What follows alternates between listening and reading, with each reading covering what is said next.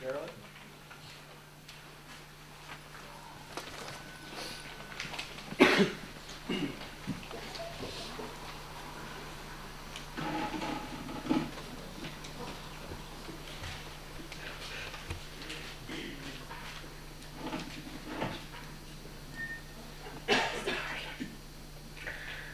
Really bad. I'm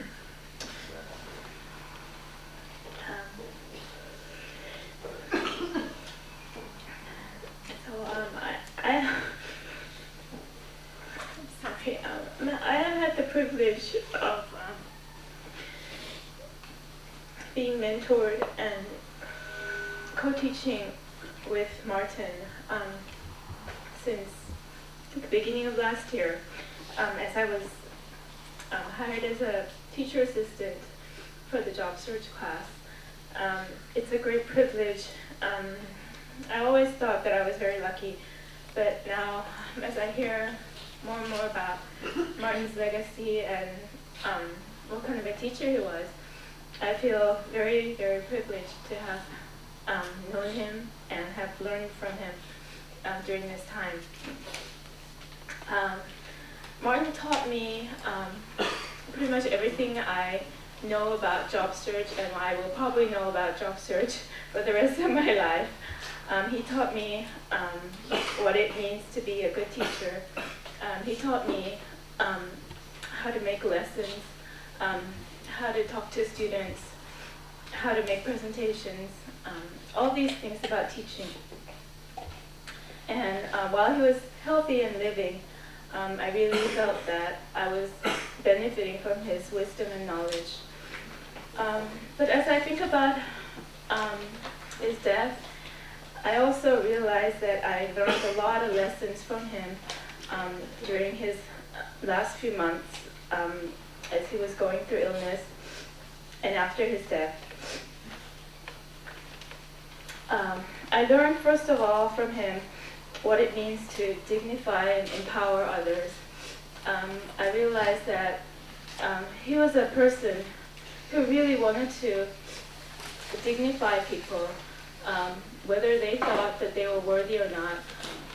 In his interactions with many students, I saw a person who really wanted to have deep respect for every human being that he comes across. I also saw him in many cases when he was searching jobs for students and students were not confident. He would always encourage them to shoot for the best that they could ever be. He would not take anything less as an answer from them. Through this, a lot of students gained confidence. They realized their potential, and they were able to really aim for the best that they could. And many of them actually achieved their dreams. Another lesson that I learned from Martin is that small acts of kindness really go a long way. He was a man who was very thoughtful, and he actually knew how to really make people happy through really small acts of kindness. I saw him oftentimes in the courtyard just chatting with students, having little fist bumps here and there as he was passing by and making them smile, bringing little snacks to the class and giving it out to students. Also, bringing me a little bag of bread from the farmer's market because he thought that I would like Indian bread for some reason.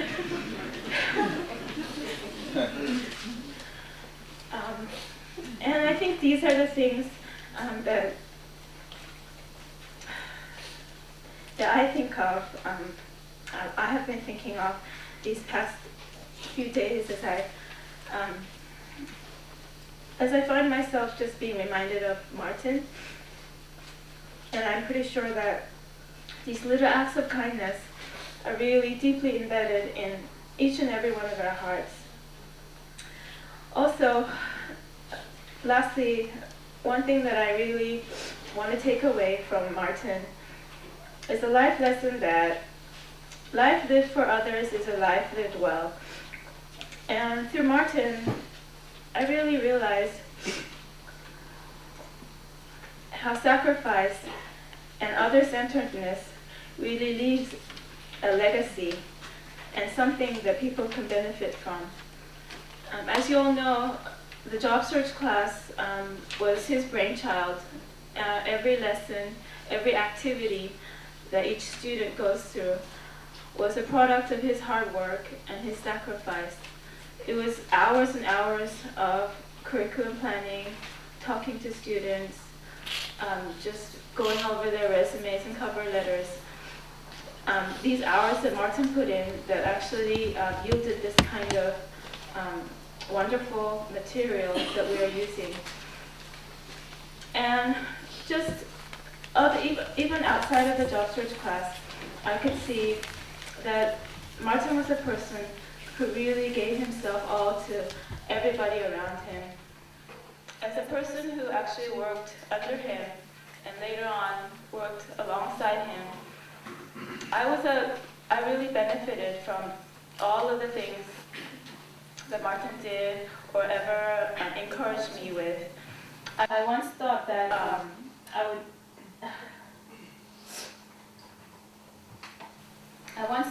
I just wanted to help Martin keep developing class curriculum and teaching the class, but he really encouraged me and pushed me to really take on more responsibility and really develop myself as a teacher. And all these things that he did for other people and all of us in this room, I think really leaves a legacy that we cherish, and that's a lesson that I really want to take away from Martin. I know that a lot of us will continue to think of Martin and will continue to mourn for him, but I just wanted to, since it's the last maybe public place that I will get to talk to Martin, I just wanted to say thank you, Martin. We'll really miss you, and we'll try to pass down the legacy that you have left for us. Thank you.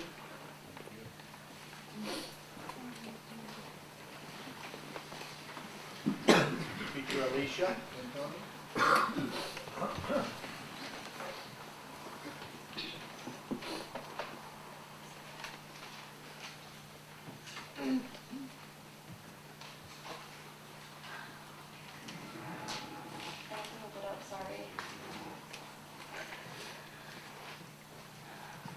I'm going to try my best to get through this. Everyone in this room is here for one purpose: to honor a truly amazing person. Now, I know you all know what a gifted teacher Martin was, and I could go on all night attesting to this. He was a teacher that I looked up to, a teacher that's job simply did not end when his class did. I soon realized these things when I first started teaching at the adult school 3.5 years ago. And Martin and I co-taught together at the Workers Resource Center. In the beginning, he was a mentor to me, a person that I turned to when I needed guidance. We often shared teaching stories, lessons, and neat attention-grabbing techniques. In time, however, we started to share personal stories, funny, embarrassing moments, things we loved, and even more often than I'd like to admit, things that we hated. It wasn't long before I started to see Martin as my friend, rather than a colleague. And it is as Martin's friend that I would like to share with you some things that perhaps you did not know about him. Martin was obsessed with food. In fact, he talked about it all the time. When I would ask him how his weekend was, he wouldn't answer with the typical fine or it was okay.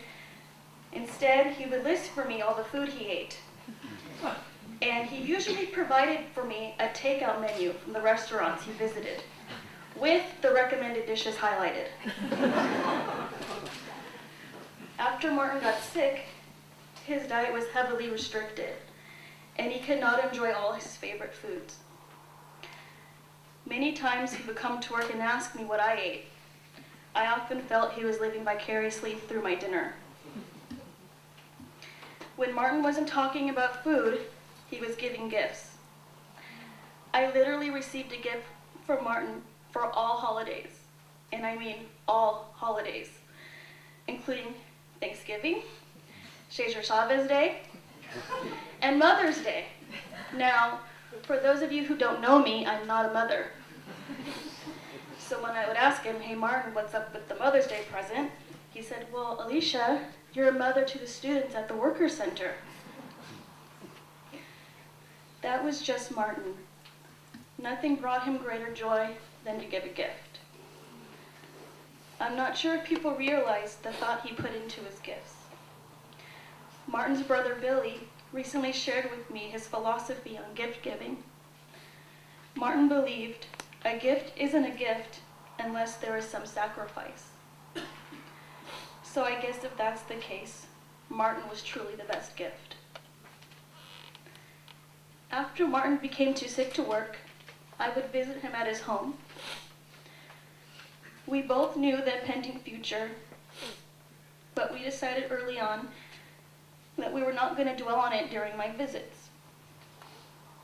Martin did not want tears in his presence, and I made a vow to myself that I would not cry in front of him. He would always ask for updates on the adult school. Even with his health failing, Martin's mind was constantly on the school and students that brought him so much joy.